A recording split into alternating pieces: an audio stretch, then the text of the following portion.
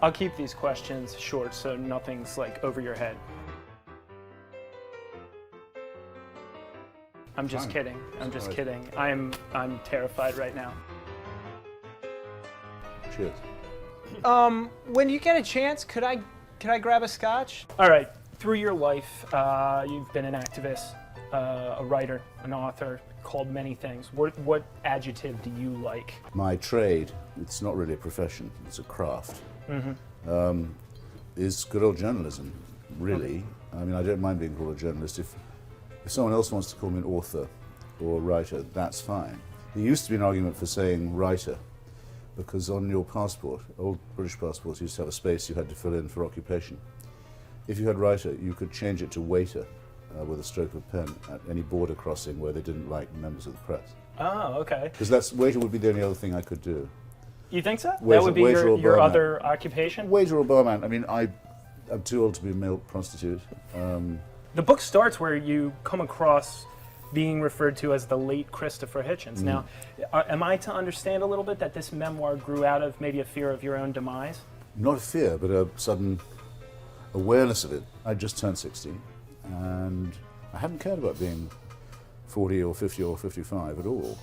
But 60 did hit me more than I thought it would. And 60 is important. It is, yeah. thing. Whether you want to or not, you will find your thoughts turning retrospective.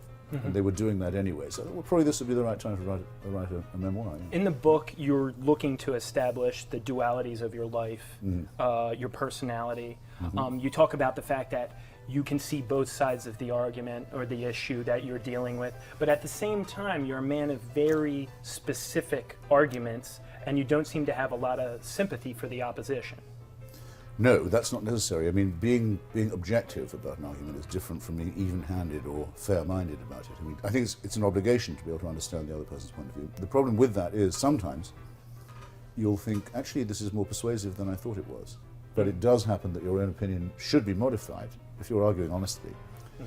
The better points the other person makes will, at the very least, they'll sharpen your own. And they may often make you think, actually, maybe that bit of my case isn't that brilliant. In my book, I describe how I've been visiting Iraq on and off since the 80s, since the 70s, since Saddam Hussein first took power, and how my mind gradually changed almost 180 degrees against Western intervention in Iraq, to the conclusion that I'd been wrong about that, and actually there was no alternative but the removal of Saddam Hussein. I think it might be interesting for people to read because I don't just produce a certain amount of evidence, but I try and show how my mind was working and what sorts of reasoning impressed me and what didn't. That change of mind cost you a lot of friends. Oh, I made some nice ones too. Okay. Well, one of the things right now is the Tea Party. I mean, as someone who's from a background of political activism, how do you see the movement? I went to a rally they had in Washington the other day, big one. I found it rather sad, actually. There was a guy standing just in front of me with a sign saying, "Today we came to defend the First Amendment, but when we're back, it'll be for the Second Amendment." It's troubling. Yes, Yeah. but they were trying to be threatening, but they just weren't. I mean, it was pathetic, actually. And it's the same when you get death threats on the phone. That means that's one person you don't have to worry about. The one you have to worry about is not going to tell you. So do you feel like the Tea Party is going to make any sort of effect on the elections that are The coming people up? who are worrying in this country are the small but growing number of people who are turning towards Muslim jihad. There are not very many of them, but there are going to be more. And a lot of them would have been born here. And they're being propagandized with it. That really is serious. And isn't taken seriously enough. I think people think it's so small that it can be dismissed, but it can't. But we saw it here in Times Square a few Yes, weeks and ago. you're going to see it again. Why do you feel that is? Why is that going to grow here in the United States? Well, it's growing everywhere. And so this is just It's going part of, along with the global It's movement. part of the civil war within the Muslim world. Part of that civil war is being fought out here. Let's get back to your memoir and some of... Oh my God, had we strayed? Yeah, we've completely forgotten about your book. Let's get back to this. Well, no, because the book is a lot to do with. Oh, absolutely, because it's about all your work throughout your career, and these are major issues to what you've written about.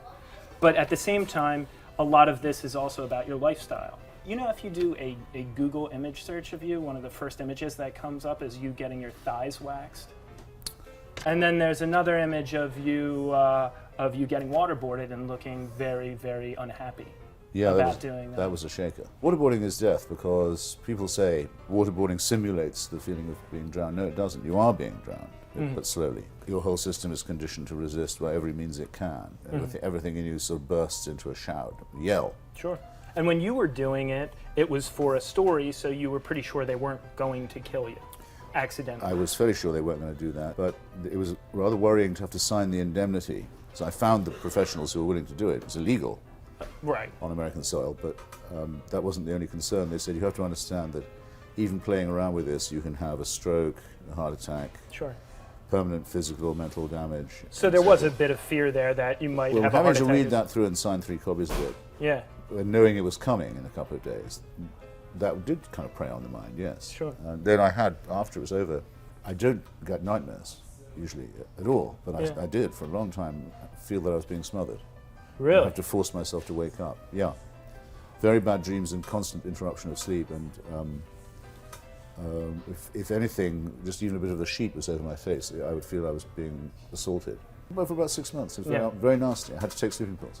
Now, have you ever had any nightmares about getting your thighs waxed or your ass crack waxed? No, but the thing, what I can tell people who might be thinking of doing it is this. Yeah. And it's why it's worse for men than for women. Why is that? Because in order to rip, you have to grip. I'm not going to draw you a picture. I think It's unbelievably I painful. heard. Yeah, I can only It's imagine. unbelievably painful. It goes on for a very long time. Because the skin is not taut down Especially if, like me, you're covered in fur. there. Yeah. I see in a lot of pictures in the book that you're very proud of the chest pelt. You get the chest pelt out there. Well, I couldn't very well conceal it. I don't sound proud of it, but there it is. Well, pelt. there is an option of whether or not you unbutton this button or leave it buttoned. It's a pelt a man could be proud of, yes. What did he say? Back crack and Sack. sack. Yeah, that's the vulgarism for it. Yeah. And I went to the original Brazil sisters, the ones who pioneered. I mean, there are guys who do it regularly. I just don't understand this at all. It's vanity. I don't know. Yes, but Yeah. of a very peculiar kind. Well, apparently there is. Shall we do this, really? Sure. There's one strong reason We for can doing go it. highbrow, lowbrow here. If you want to make a porn film, it makes everything look more, there's more profile, Sure. makes things look larger.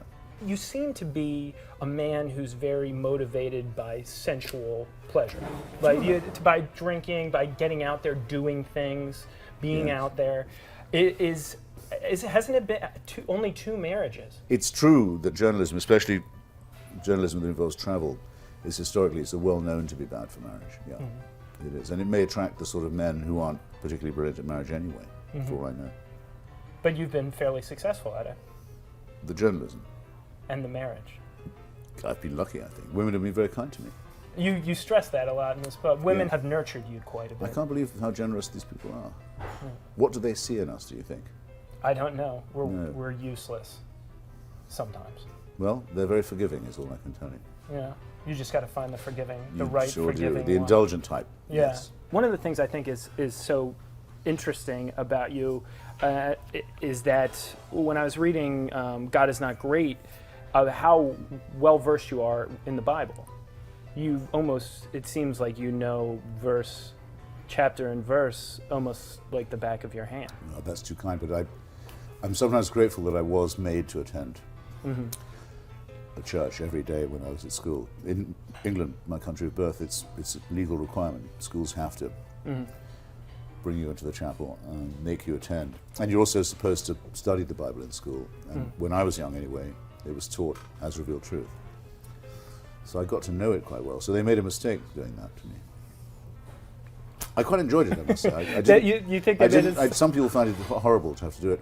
I liked it. It's a great literary effort, I think better than most people know. Did you say your favorite, one of your favorite parts of the Bible is the water into wine? Well, it's the most useful of the miracles. While I was doing some of the research for this, I came across a site called Christopher Hitchens Watch. It's a group of bloggers talking about how dangerous you are, and there doesn't seem to be a lot of depth to the site, but it does seem to show that there is a community of people who seem to be scared of you. I don't want to tell them I'm non-threatening. If I spent time following all the negative stuff about me on the cyberworld scene, just wouldn't be able to do much else. I Right. don't pretend not to know that there are people who don't like my stuff. I mean, I'm very well aware of that. I sort of know why, too. You've been published before the web was a big part of public discourse, before it even existed.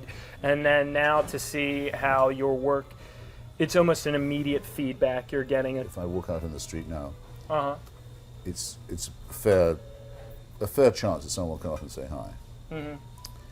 And this is, I like to think it's because of my books, and sometimes it is, but more than anything, it's because of YouTube.